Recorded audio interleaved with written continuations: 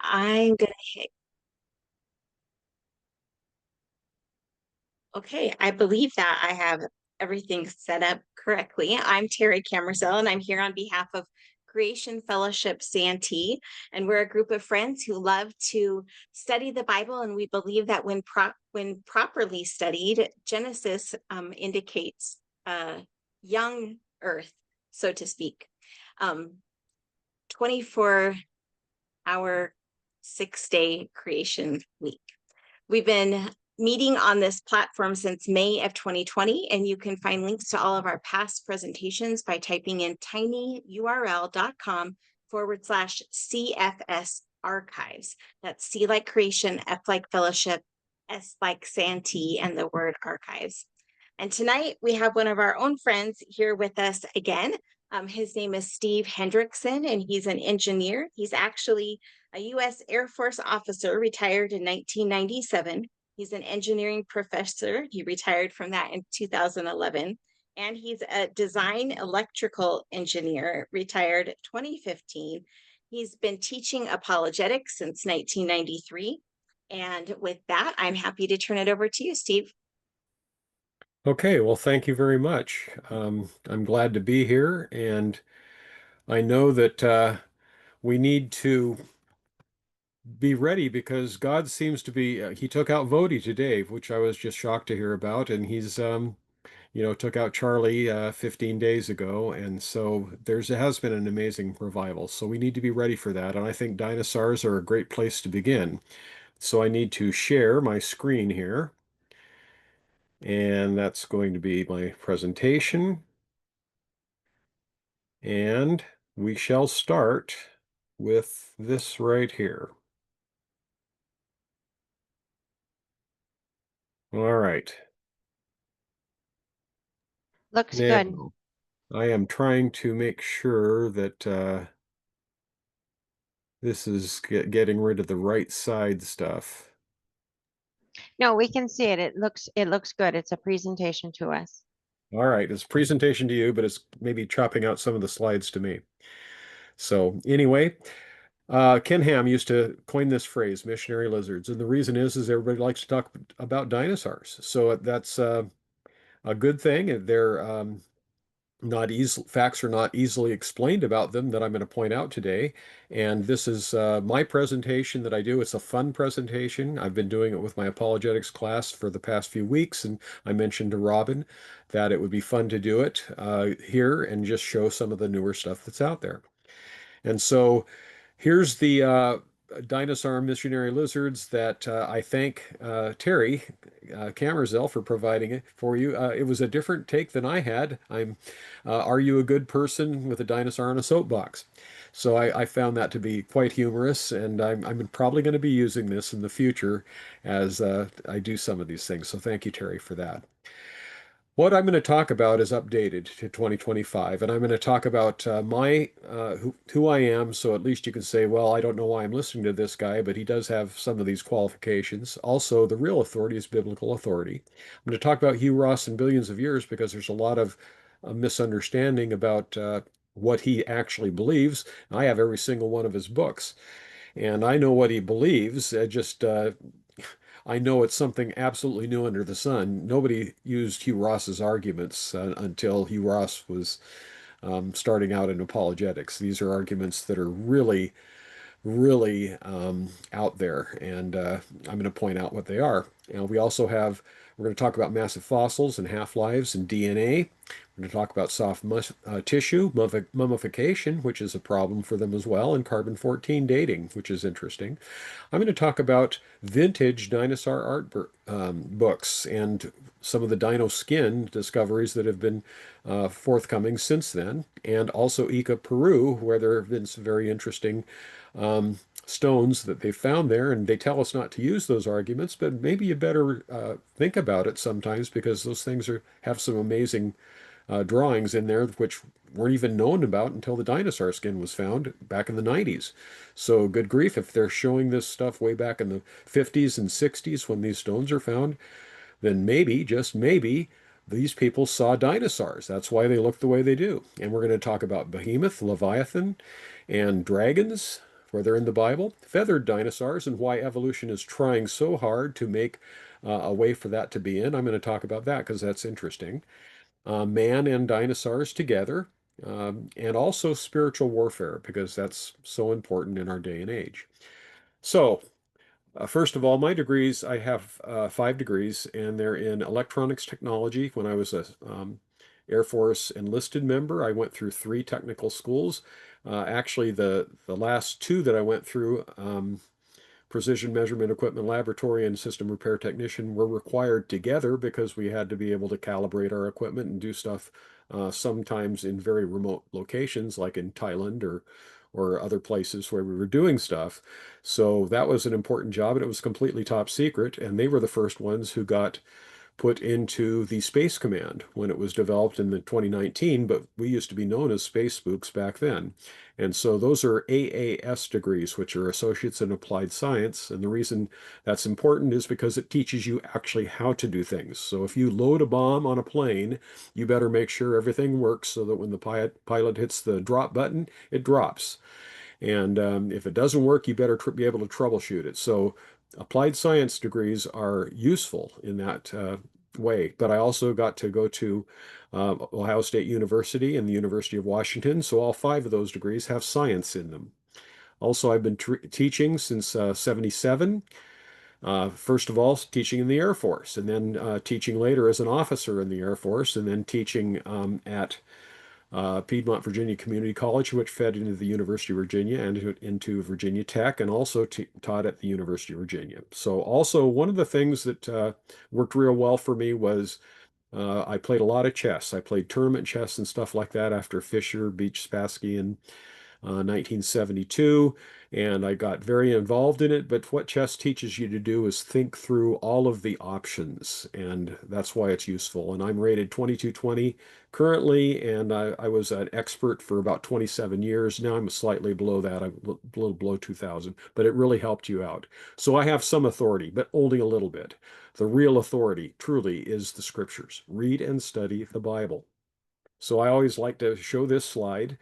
Basically, it's you got to dust it off, you got to read it, and you got to learn it, and then you'll be protected against many things. And by the way, something not found in the Bible is your opinion.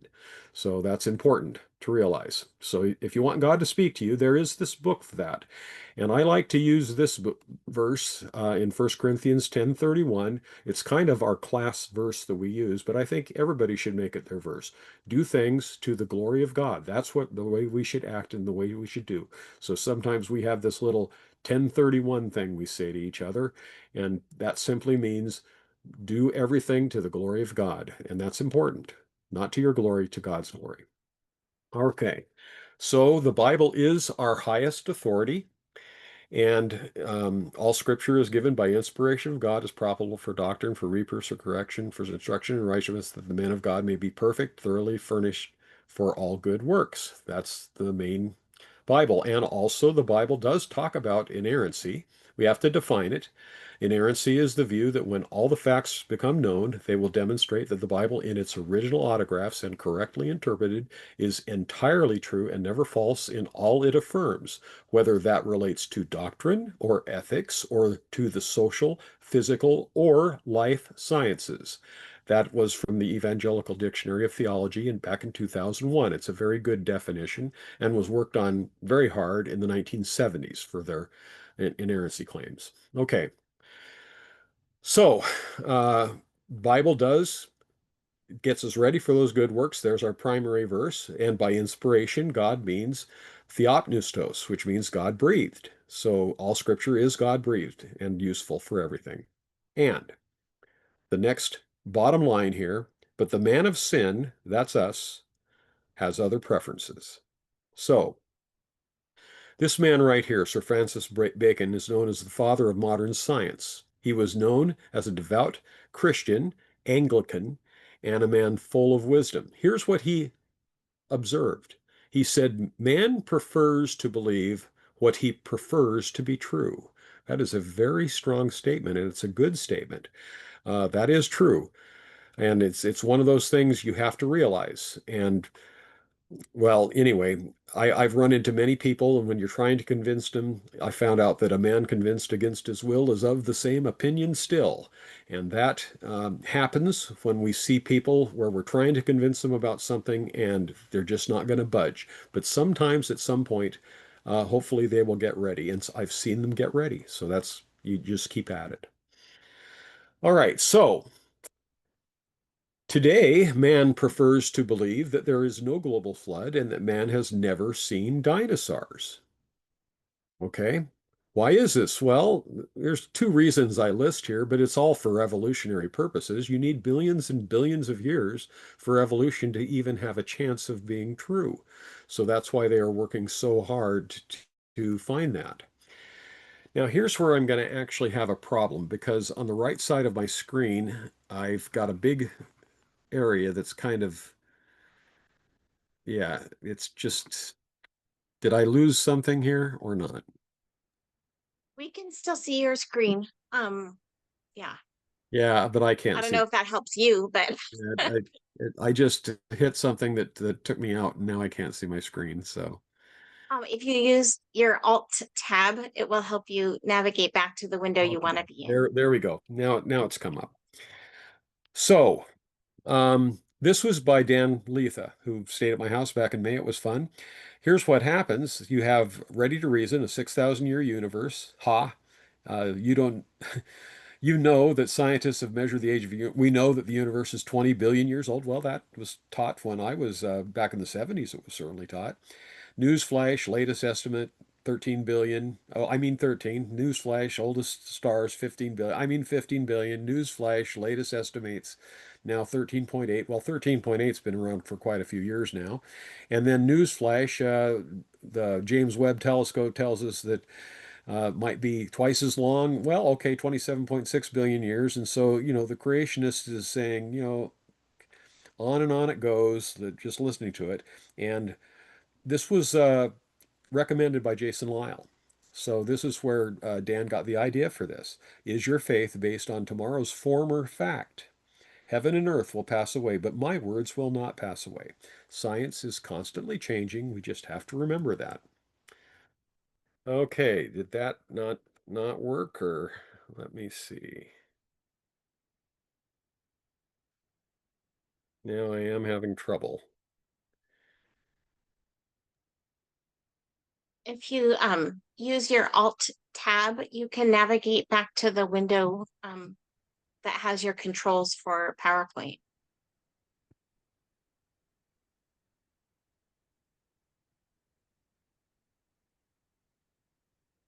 Okay. Or in that window, you can navigate back to the slide you want to be on and then click the present button. No.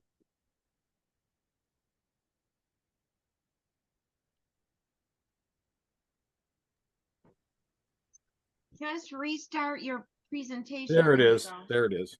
Okay. By alt tabbing enough times, sometimes you can come to the real thing. All right, Yeah. so John Ankerberg. John Ankerberg was one of the ones I found back in 1993. I became a Christian. He was the guy I found that I had a great apologetics thing, and I really enjoyed watching him. And I have enjoyed watching him for many years. Well, he met and fellowshiped with Dr. Hugh Ross, who about 1996 time frame, who convinced him that the flood, about the flood and dinosaurs, what Hugh believes. And John still invites young Earth creationists like Drs. Erwin Lutzer and Ron Rhodes onto his program, but he has certainly provided a lot of cover for Hugh Ross, who is a progressive creationist and well-known guy, and he's a pretty nice guy. I have actually personally met him, but he's influential worldwide. I believe that he's got some issues because he must have a local flood, not a global flood. Otherwise, it messes up the geologic column and the record that's out there. And dinosaurs must have been extinct well before Adam. So, what does he mean about a global flood? He interprets the Genesis flood as universal in impact but not global in geography. He argues the flood destroyed all humans and nephish animals, soulish animals, that is, within humanity's reach, but not every landmass or species worldwide. He says the Hebrew word Ares, often translated earth, can mean land or region, suggesting the flood covered the known inhabited world. Ross integrates biblical context with scientific evidence, noting humans hadn't spread globally by Noah's time. His view maintains the flood's divine judgment and historical reality while avoiding logistical and ecological problems posed by a global flood. It affirms scripture without conflicting with modern day interpretations of geology or biology. And it is something new under the sun, I guarantee you, in that view.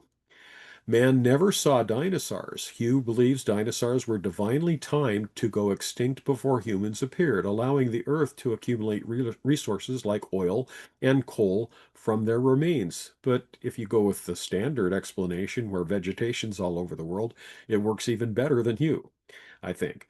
He attributes their extinction to a God-orchestrated asteroid impact near the Yucatan Peninsula, aligning, by the way, the name of that was I had it over here. Okay, never mind. Uh, Chinchua or something like that, Mexico area in the Yucatan Peninsula. Anyway, Ross places Adam and Eve's creation roughly 50,000 years ago, viewing them as the first spiritual humans made in God's image, distinct from earlier hominids. He sees the extinction of dinosaurs and the rise of humans as part of God's purposeful preparation of Earth for human life and stewardship.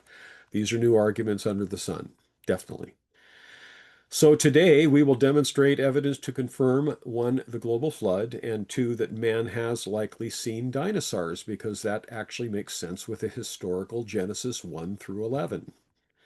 All right, and what we know, some things are different. There was a world that perished because the antediluvian world was the world what it was like before the flood, which changed the world and the atmosphere.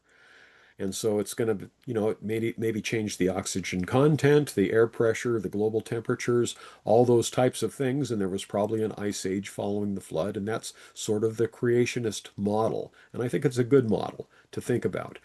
Why? Well, we have these calamites that grew 60 feet in height. They're related to horsetail plants. We have these lepidodendrons on the right, which grew in excess of 130 feet in height, related to some of the mosses of today, which are dwarves by comparison. We have some of these salamander type creatures and stuff that are 10 to 12 feet long. We have this Adosaur that's like 15 feet in length. Boy, I'd hate to see that thing crawling towards me. But anyway, those are things that are out there. I do have that book, Fossil Facts and Fantasies, and I took it into my class and showed them the pictures that are in there. But it's very interesting. Something was a lot different at some point in time. We also have dragonflies at about 3 feet in wingspan, which would be very dangerous if you're on a motorcycle or anything like that. And so I think those things are interesting as well. We certainly don't have any dragonflies that big today. Okay, we also must have had something that caused rapid burial, because we have fish swallowing another fish. We have these polystrate fossils of trees through many layers, which would make sense in the creation model of the global flood, where the layers are formed quickly around the tree, standing upright. We also have the Nebraska man tooth back in the 1922, where they made a family that's the Nebraska man. It was all based on a tooth that was later found to belong to a pig. So those are interpretive errors that come down to play. Plus, Piltdown Man was a famous item, and about 500 doctoral theses and other things were written about Piltdown Man, and later it was found to be a hoax. So the intellectual elites could be fooled by some of this thing, trying to fit it into an evolutionary paradigm. Ichthyosaur, 6 to 13 feet long, up to 2,100 pounds, date 250 to about 90 million years ago. Well, how do you fossilize something that large? You have to rapidly bury it. And this is the most famous one that creationists use, where it shows a big ichthyosaur being buried rapidly and giving birth to a smaller ichthyosaur. So that's a famous one we like to use. Also, we have fossil graveyards all over the place, which makes a lot of sense if you have a global flood, which is sloshing everything together and then burying it rapidly in mud. So that makes sense too. Oh, by the way, I'm going to throw in a few jokes here and there. So this is my first joke. Well, actually, it's my second if I include Dan Leith's. But anyway, wow, well done. You sure scared me. You should pat yourself on the back. Oh, right. The Sarcastosaurus was soon extinct. So that's a fun joke. Now, DNA. DNA half-life is about 521 years, but everybody who deals with DNA knows that it breaks down very quickly. It's a complex molecule which quickly breaks down upon the death of the individual or whatever, as the cells start to break down. And so 521 years is the half-life. If you go 10 times that amount, you shouldn't have anything but small fragments of DNA after 5,000 years. So it's going to be very rapid. So any DNA and stuff that's found that still seems to be working, like in stretchy tissue or things like that, that's a hard one for them to explain.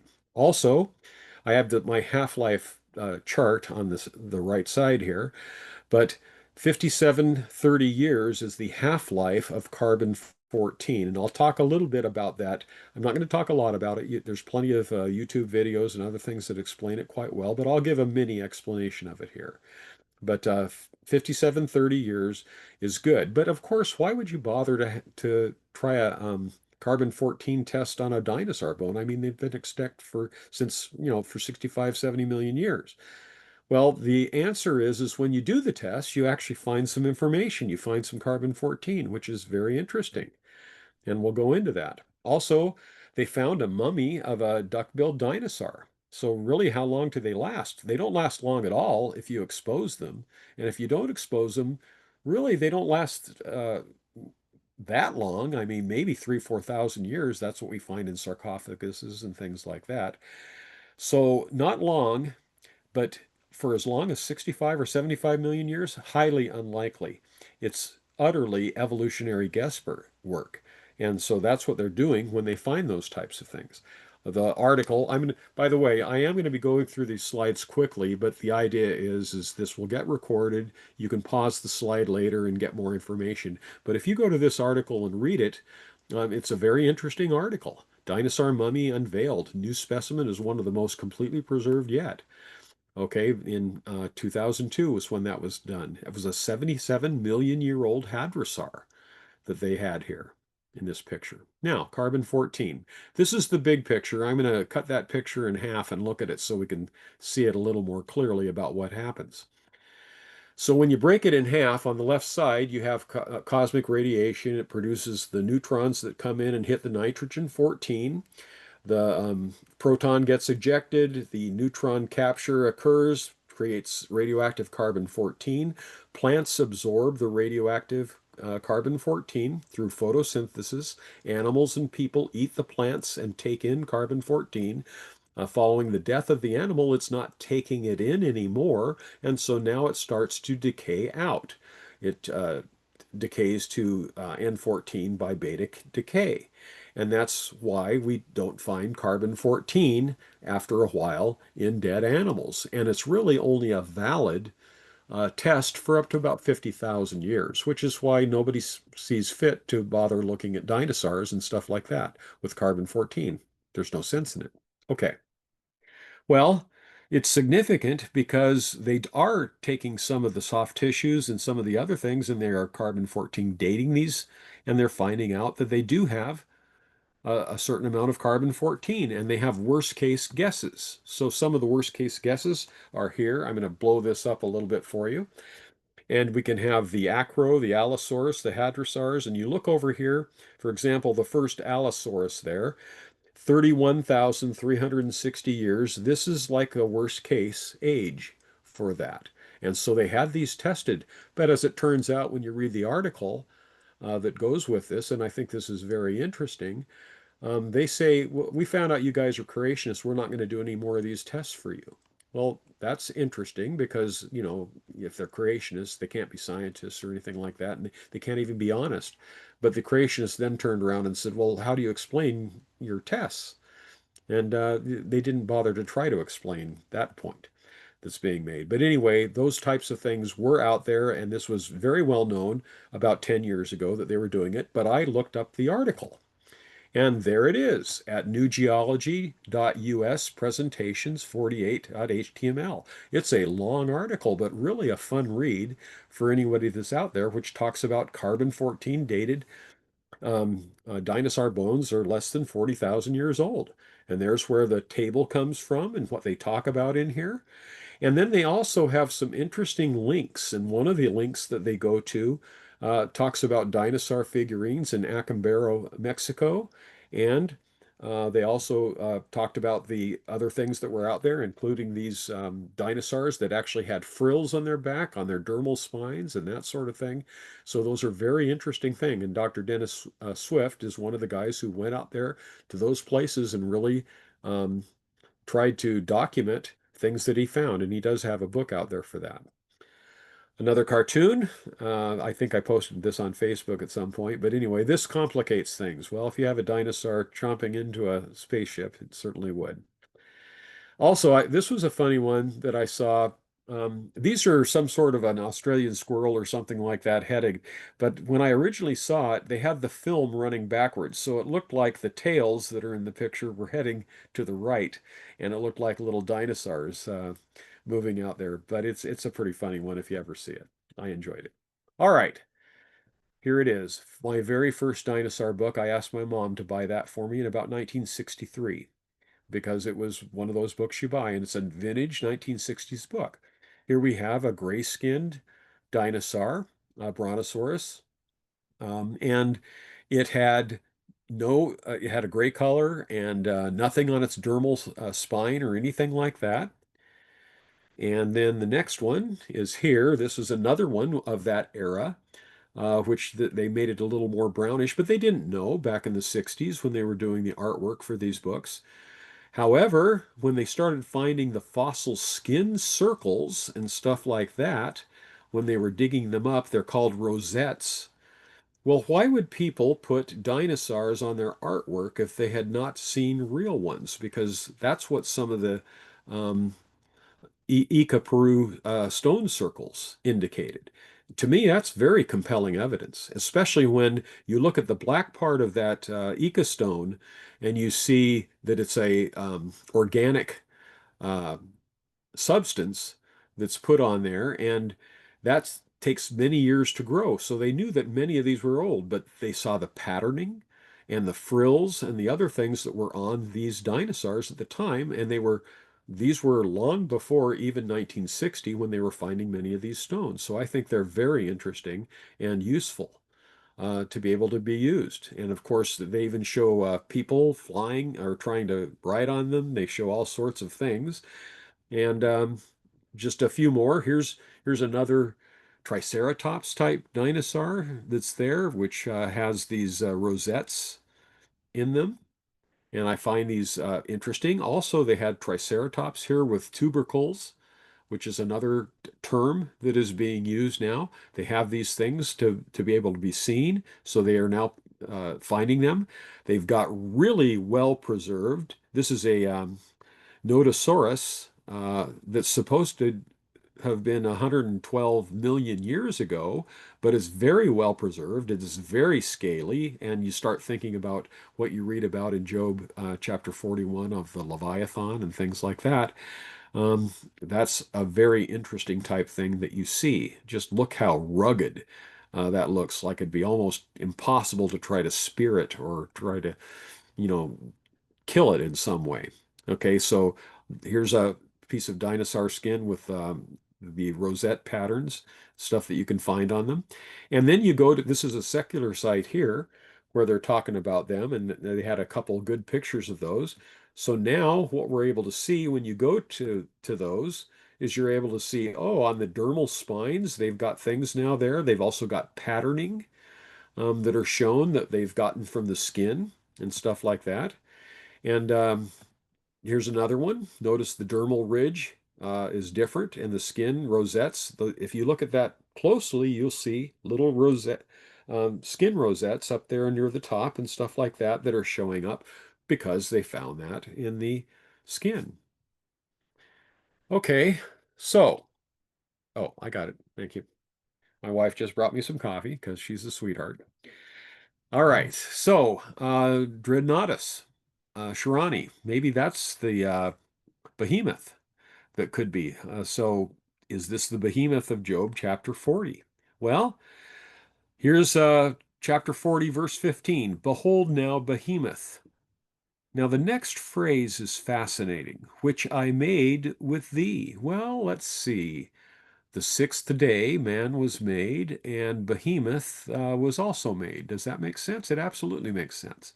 However, most people just overlook that fact, but I think when you use Job 40:15, that's a very good one to have in your sheath of arrows and stuff to be able to say, I believe that Job had it correct when this is being mentioned. So, which I made with thee, he eateth grass as an ox. Lo, his strength is in his loins, and his force is in the navel of his belly. He moveth his tail like a cedar. The sinews of his stones are wrapped together. This is from the King James Version, but take a look. This Dreadnoughtus Rani, that's the size compared to an elephant and compared to a man. It's much bigger than an elephant, which many people think the elephant is what the behemoth may have been referring to, or possibly a hippopotamus. However, this actually does have a tail that looks like a cedar tree and could wipe stuff out. So this, when you think about the greatest of man's land creatures, this would be more like what you would think it would be. Also, this Sarcosuchus, is that the Leviathan of Job 41? Well, it looks a lot like a crocodile. In fact, a crocodile that may be able to breathe fire or something like that, the way it's described in Job chapter 41. And so this is about what it looked like, and it would be a very dangerous thing here in Florida. You don't walk up to a 9 or 10 foot dinosaur, or excuse me, crocodile or alligator. You just don't do that because you would look like a fool if you were on camera and then got injured or something by it. But you can't do that. But something that large would be extremely dangerous for a person, and you wouldn't be trying to put a fish hook in its mouth or something like that. So I think that one's useful to see. Okay, and so this is a little bit more like how you might see it if you were about a 6 foot man and looking at one of these things. It would be a very dangerous thing to run into. All right, another joke. That one looks like a giant asteroid coming towards them. I think that one's pretty funny.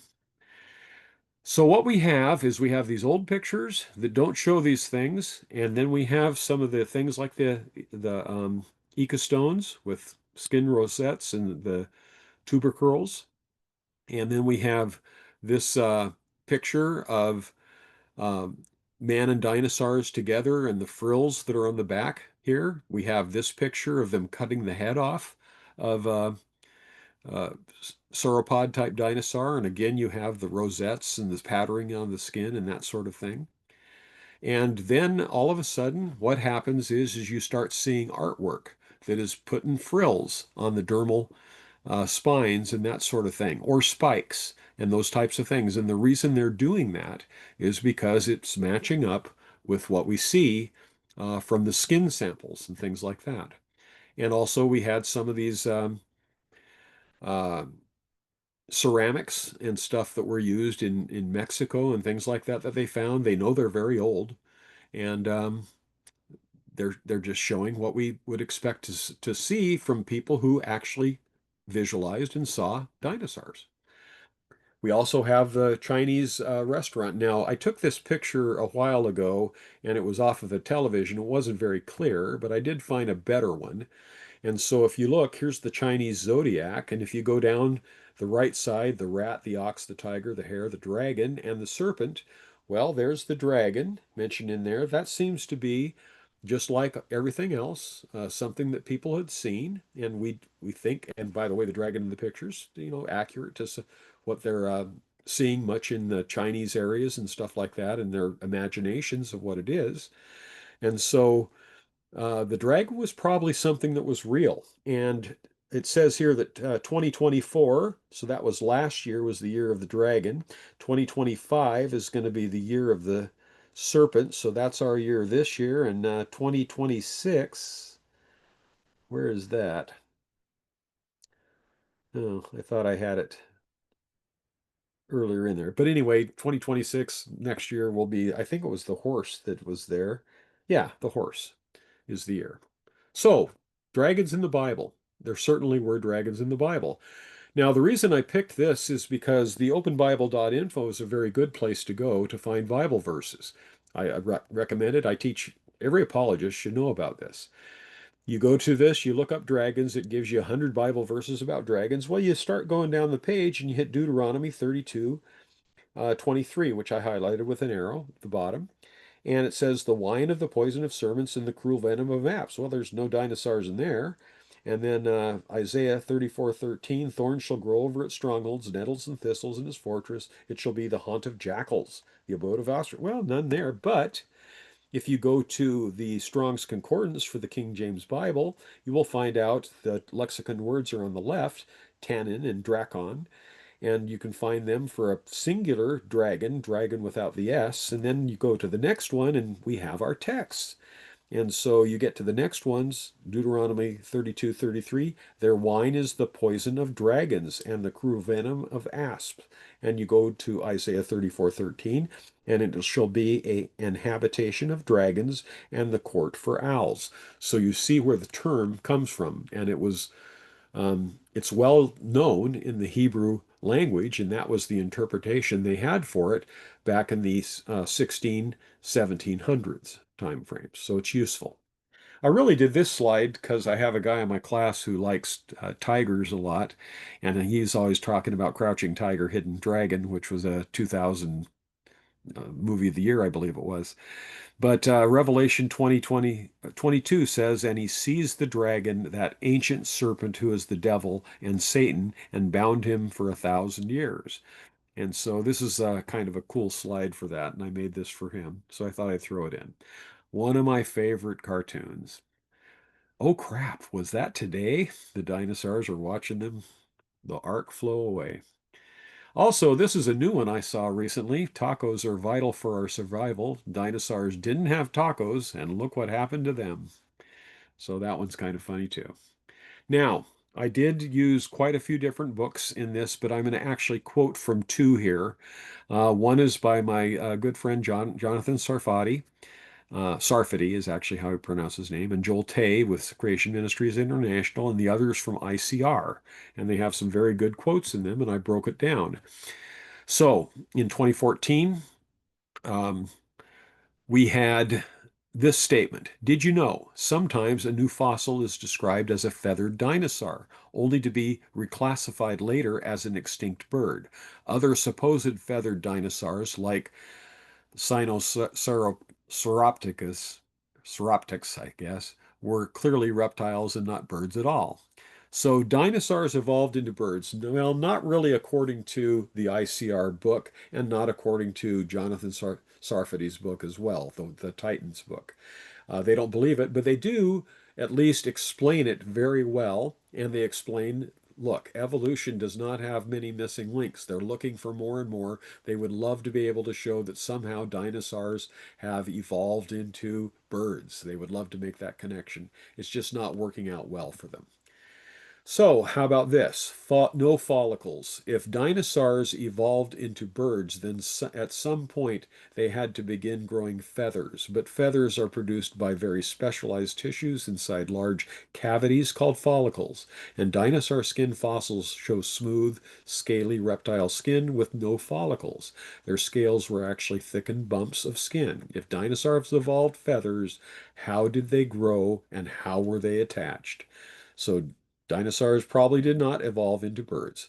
Distinctive lung systems. Like other reptiles, most dinosaurs are likely breathed with bellows-type lungs. Air filled with the lung sacs and then emptied out the way it had come in. But birds use an efficient flow through the lung in which air travels in one end and out the other. At some point, an evolving transitional creature would have been left without its reptile lungs, but also without its new bird lungs. Unable to breathe, its evolution would have come to a screeching halt. So we don't think that's the case. Also, the Archaeoraptor fossil feathered dinosaur touted in 1999 by National Geographic Society as a transitional form between half bird and half dinosaur turned out to be a complete fake in that. So we have some of that referenced. In the Titans book, chapter 17, this has a lot on this. Two chapters really cover it. Did dinosaurs evolve into birds? provides an extensive analysis on the subject. On page 31, it says, in other words, the existence of feathered dinosaurs fits both the creation model as well as the evolutionary model. In other words, as they describe it, you're going to find that, if we did find out that to be an indicator, that would still not be that much of a problem for the creation model, having some feathers coming from dinosaurs. However, the non-existence of feathered dinosaurs would be extremely problematic for the dino-to-bird evolution. And then they had this nice statement. Page 233, it speaks of Alan Fiducia. He's a leading evolutionary paleoornithologist with over 160 publications and a dozen books, including authoring an award-winning textbook, Origin and Evolution of Birds. This is the guy that has all of the awards. He's the main guy that's out there. He's written arguably the most comprehensive book on feathered dinosaurs from China. He acknowledges that dinosaurs could not have evolved into birds. Fiducia is probably the most recognized name from the evolutionary birds are not dinosaurs camp. So that's the quote that Jonathan uses in his book for that. Chapter 18, Dinosaur Bird Candidates. So it looks at what they say are candidates for this. In summary, it says feathered dinosaurs are a huge problem for evolution. Intermediates would be less fit and so should be eliminated by natural selection. All right, so who is Fiducia? Well, he's a pretty famous guy. He's now in his early 80s. You can certainly look him up. And I listed this not to read it, but just has all of the major things. When a guy like this says, no way, you should listen to him. That's my point. Also, interesting enough, this uh, Dracorix hogwartsia. They found this dinosaur skull. It says, man, this is a wild looking skull. Looks like a dragon. We need a name for it. And they went ahead and used J.K. Rowling's Harry Potter to be able to figure that out and give it. And it's since been reclassified as a juvenile Pachycephalosaurus specimen. Okay. So I saw this. 41% of Americans think dinosaurs are humans once lived on the planet simultaneously. And of course, it was given without a source of the quote. So I looked it up and I did find it 41% on a YouGov poll in 2015. If we demonstrate solid empirical evidence that the dinosaurs coexisted with man, then we demonstrate that current popular science has suppressed this evidence to protect the evolutionary paradigm. Who said that? Well, I said that. So, if nothing else, you have a quote from me. So anyway, if you have the ecostones and you have fossil dinosaur skin and that sort of thing, you have actual empirical evidence that I think is very useful and very convincing to say, look, when you have these ecostones with this patina that is organic and difficult, it takes a long time for it to grow, and it has these dinosaurs etched in there within that patina, and it's not a forgery or something like that. You can look for forgeries and find them pretty easily, but these were long before the skin samples and stuff were found. I think that's a very compelling argument for you to use. So my summary, we talked about real authority is the Bible, what Hugh Ross believes about many of these things, and I have a lot of information from Hugh Ross on this. The massive fossils that we do have, certainly the one for Dreadnought, the Dreadnought looks like a behemoth, something like that. The half-lives of DNA and carbon-14, mummification, soft tissue, dinosaur art and books, how it has had to change because of the findings of dinosaur skin and why the Ica Peru stones are nice to have as well. Behemoth, Leviathan, dragons, we talked about that, feathered dinosaurs, evolution info, man and dinosaurs together, and also uh, spiritual warfare. Did I hit spiritual warfare? I don't know that I did. Where's my spiritual warfare? There's my spiritual warfare. Okay, sorry about that. I forgot I rearranged some of these slides. Anyway, we are to be imitators of God, and the closer we are to the shepherd, the safer we are from the wolves. Be alert and of sober mind. Your enemy, the devil, prowls around like a roaring lion, looking for someone to devour. 1 Peter 5:8. So we have to have the full armor of God, and we need it, and we need everything we can have to handle what's going to be thrown at us. And right now, we're losing people like Charlie Kirk, and we just lost what was his name? We lost him again. Another guy today, Vody Botham, great, great apologist. I really enjoyed him. I'm very sorry to hear that he had died.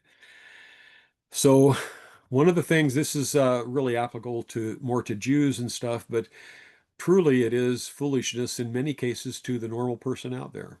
So here's the 1 Corinthians 1:18 Amplified Bible. For the message of the cross is foolishness, absurd, and illogical to those who are perishing and spiritually dead, because they reject it. But to us who are being saved by God's grace, it is the manifestation of the power of God. That is from the Amplified Bible, which talks about it. And I just wanted to have a slide in here on record. These are useful books that I have in my library and stuff that I use to put together this presentation. I just wish that Hugh Ross in his book on Job, when he quotes the verse 40:15, of course, he takes out the part about being created together. And I think that's fascinating that Hugh has the opportunity here in his book to quote the verse correctly, and he does not quote that part of the verse because that doesn't fit his paradigm. So I think that's interesting to him. So anyway, that is my presentation. Now I need to Alt-Tab, I think, out of this and stop sharing my screen. Okay, I'm done. Okay, you're not talking. Yeah, I suppose it would be a good idea if I actually unmuted myself, huh? So, so that was great. It was a great presentation about dinosaurs. Yeah. We don't have a lot of questions yet, but maybe some people are probably formulating some and putting them in as we speak. So if you are watching on Facebook and you have any questions, you can put them into the comments there, or of course, as usual, if you're in Zoom, you can put them into the chat. One of the ones, and this came kind of early on in your presentation, but you had something that showed a dinosaur that was preserved. And Robin said, was that a preserved dinosaur? Because it looked like a whole one. Like, it's rare for us to see one that would be that intact that was preserved. Yes, the mummified dinosaurs, that's a problem for people. Mummification breaks down, even in mummification. If you find a sarcophagus or something like that and you take away the protective layer, immediately it starts falling apart. They have to do actions very quickly to handle that. So that's an important one. But finding these dinosaurs in that kind of shape just tells us what they like, what they look like, how the artwork has now starting to catch up by putting the frills and stuff on there, by putting the rosettes and the curls. Those are important things for us to be able to say, look, this stuff is catching up with what's there. Here's these ancient stones and these ancient in some cases tapestries and vases and porcelain things that are being dolls and stuff that were being used in Acapulco, Mexico. You see some of these things and you go, people had to have seen dinosaurs to be able to know that detail about the dinosaurs. So it just makes sense to me to say man and dinosaurs were there. And by the way, if somebody comes along and says, "Oh yeah, that's good," my response to them was, "What else is science suppressing?"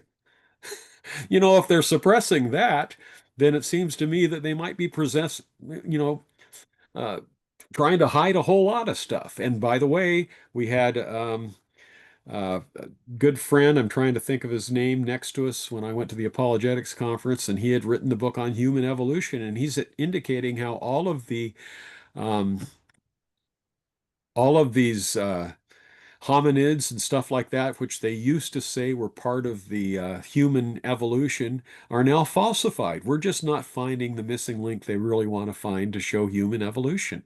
And now, of course, they're trying to find avian evolution. They're trying to find how, dinosaurs must have evolved to birds. Well, maybe something happened, but we're just not finding the body structures and things necessary for that to happen. And when you see some of that skin, like that Notosaurus thing that was there, and you think of Leviathan, yeah, you're not going to throw a fish hook at this type of thing. You're not going to be, these are scary, big animals. And so you read Job 40 and 41, and you go, huh, you know what? I think that maybe it very well be correct. And I also told my class an interesting thing. I told them, look, we do not know the diet that those things have, but we do know that we have fireflies that glow. We do know that we have electric eels and stuff that in their diet and stuff like that, they're able to produce a big high voltage electricity, all sorts of stuff like that.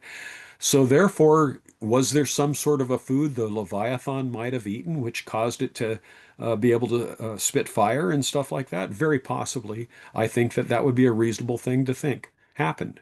So, and that's one of the things about Leviathan that people are concerned about as well. It seems to be a fire-breathing kind of thing. Well, very well could have been a fire. Matter of fact, I personally think it probably was. Well, I mean, especially if I mean, we understand that people with a secular worldview aren't going to believe what's in the Bible. But when we meet Christians who can't believe what's in the Bible because we don't see them, I mean, there's so many other things. Like you'd think about the animals, like Balaam's donkey talking to him. I Yes. mean, Robin and I have talked about that before, about the fact that the Bible doesn't record that he was surprised that his donkey was talking to him. So Yeah. either God omitted that fact and we just accept it, or it wasn't unusual. I mean, it's interesting to ponder that because he didn't show, like, it doesn't say, and Balaam, shrieked or jumped or anything. Like there was no surprise. And Right. so, I mean, God knows how to communicate, and the Bible says what it says, and it's true. I mean, so Yeah. And that's the thing that really bugs me about Hugh Ross in many respects. I mean, he was a nice man. I will tell you that. He seemed like a very nice guy when I met him and talked to him. But the simple fact is his arguments, you're going, nobody was teaching that. Nobody's been teaching that before you came along, Hugh, and you figured out how to, fit all this in. This is all stuff that's new since 1950. You know, so I see him doing that, and I just find his that type of argumentation unconvincing, especially when you go prior to about 1800, even 1700, if you want to go that far back, and you see what Calvin wrote, you see what other people wrote, and you say that's not what the Jewish rabbis were teaching. That's not what the early church fathers. That's not what Martin Luther taught. That's not what anybody, even Thomas Aquinas is in there, and my friend Jonathan Sarfati is a very good researcher. He's gone through a whole litany of things people are proposing that they taught, and that doesn't work. The simple fact is our way of understanding it makes a lot of sense of death and suffering and everything else. So, you know, the idea that dinosaurs were created with humans on day 6, and I go to Job 40:15, and it says it right there. That to me is a good indication that I'm on the right track, and I'm going to trust that track. okay, well, Jeff in our Zoom, he is asking, he says the pictures that you showed, like some of them are unfamiliar to him, and so he wants to be able to, he was hoping to capture them, but so he's asking if you can make them available. I'll tell you what I can do for you. Okay, for CFS, I can send the what I'm going to do for my class, and I told my class yesterday. I actually went through this with my class yesterday. I said I'm going to have fun time doing this tomorrow night, and I told them after I do it, I'll have it in finished form, and I will make a slide presentation on PowerPoint. I'm sorry, it's on PowerPoint. I will make it on a PDF document, and then I will get it to you. And every page of the document will have two of the slides on it, so you can pretty clearly see what's going on. And so that'll be useful, and maybe that can get emailed to somebody who needs it. Yeah, perfect. And so if you are listening and you would like to get a copy of that, then you can send us an email at creationfellowshipsantee@gmail.com. So again, it's Creation Fellowship Santee. Santee is SANTEE @gmail.com. And then one of our past speakers, Dr. Douglas Walker, he's here Uh-huh. with us and he'd like to ask a question himself. So go ahead, Doug. Yeah, Steve, that's great. Great talk. I enjoy your discussions very much. So, hey, Thank you. some of you there might know that I was with a group here first part of this month over in Kansas, near Hayes, Kansas. We were at the couple's ranch there that we'd gone to South African with last year, and we were doing a kind of a pre-survey of some fossil sites for maybe David Reed's dig next year. And so one of the things we did, we went over to the Museum of Science over there in Hayes, and that's where they have the fish in the fish fossil that they found there, the famous fish in the fish fossil. So I had a picture I was trying to put in the chat, but it won't let me do it or whatever. So if you want to see it, I could share the screen real quick, but if not, then that's okay too. So, Fine with me. Yeah, go ahead, Doug, if you'd like to share the picture. okay, just real quick. Let me see. Have you given me share properties? I Yes. think you have to do that. Oh, there I am. Okay, share that. Boom. Now you should see that. And I just took a screenshot of it. I sent the photos over from my phone real quickly because I wanted to be able to show you guys. So anyway, there it is, the fish and the fish, right? That full fossil. And I've got other photos I can share later if anybody's interested, whatever. So, but that was very interesting. Of course, they don't mention anything at all in the museum. We went in there and, Yeah. I asked the questions like, hey, should we say anything about creation? And they were like, no, don't even talk about it, Doug. Right? Of course not. Right. We don't want to hear it. Not at all. So. Right. Okay, Yeah. well, thank you for yeah, go ahead, Steve. I'm just going to say there are so many good pieces of evidence like that Oh, yeah. that are out there that we really can be bold in our witness, I believe, but also convincing. For me, I have grandchildren and stuff like that, and so I was able to show.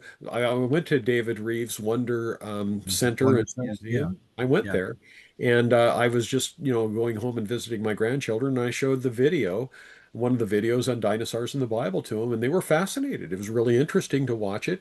And I had kids from 8 years old to 16-year-old who sat down and watched it. And of course, they're homeschooled kids, so they're very obedient to mom and dad. They're in the classical conversations group and that sort of thing. And their parents are leaders in that up in the Evansville, Indiana area. So it's fun to be able to take those. And when I say dinosaurs or missionary lizards, I mean that everybody kind of likes to talk about dinosaurs. Right. They do. Okay, we have a question from somebody else in here in Zoom. Bob says, it seems recently there has been a move away from the Leviathan being a sea serpent, and how he said he heard you, and also another creationist recently naming the giant crocodile as being a candidate. So That is that's there that's the 2025 version. Okay. So is there a reason many creationists have switched from the sea serpent to the croc for like likely being the Leviathan candidate? Well, I think that the main reason they've done that is they've seen the Notosaurus, they've seen other things like that, and it does look like it's some sort of an amphibious thing that, if you attack it or something, it can also be on land. So that kind of fits more with a crocodile type view and stuff like that. But it certainly doesn't take away the possibility that there may have still been, and we have it in mythology all the time, there may still have been flying dragons that breathed fire. So, that there may be something to that. Anyway, I'm open to understanding it that way. I think fire-breathing dragons is kind of a fun thing to talk about. I just don't want one in my neighborhood. Yeah, I don't think that would go over very well. So, Steve, I know that you have contributed to the Creation magazine. I don't know, the name is escaping me. So remind us of the name, and then also remind people how they can read some of the things that the articles that Okay, you've it's written. the David Reeves Creation Club magazine. Okay, so if you just looked up Steve or Stephen Hendrickson Creation Club, I have the articles in there, and I think Doug knows about my article of where I sort of explain my engineering version of the speed of light issue and Yes. that sort of thing. To me, I just worked it out in that way, and it's a factual thing. Nobody can say they don't have extrapolations of data because that's exactly what they do have. And so some of those types of questions that I've had, I had to sometimes really think about them to be able to handle it from a um, engineering data gathering methodology. But it's one that people understand real well, and that's why they do enjoy that particular article. Plus, I have a way of witnessing to people. Say you're riding with them in the car, and you can talk about what you see in nature and say, well, all those bushes and all those grasses, they're far more complicated than the signage we see here on the roads and the cars that are driving and that sort of thing. So I have an article that kind of gives you a hint of a good way to witness to somebody about the complexity of what you see in nature is far more complicated than the vehicles and the other stuff that's on there. So those are my two articles. I've contributed to them. That's great. And of course, you did share some of the resources, the book list that you used, and there were some other books that you pictured, like the ICR um, book about dinosaurs, and I believe the Answers in Genesis has quite a few book Yeah. resources This is one I like real about well, and the dinosaurs. kids will love it. It's called Dinosaur Challenges and Mysteries. It was in my list. And this one right here by Derek Isaacs. He also has a very nice DVD that goes with that. And then I like Dr. Henry Morris. I like his book, The Remarkable Record of Job, that he wrote about. And Henry Morris, of course, was the founder of the Institute of Creation Research. So he doesn't skip the 40:15 verse like Hugh Ross did. Hugh Ross just gave the first part of it, and then that's what I see with Hugh Ross and stuff like that, as I see them not trying to deal with verses that give them problems. Of course. And once again, we are Creation Fellowship Santee, and actually, our museum where we meet is the Creation and Earth History Museum in Santee, which was the original location of ICR. Yeah.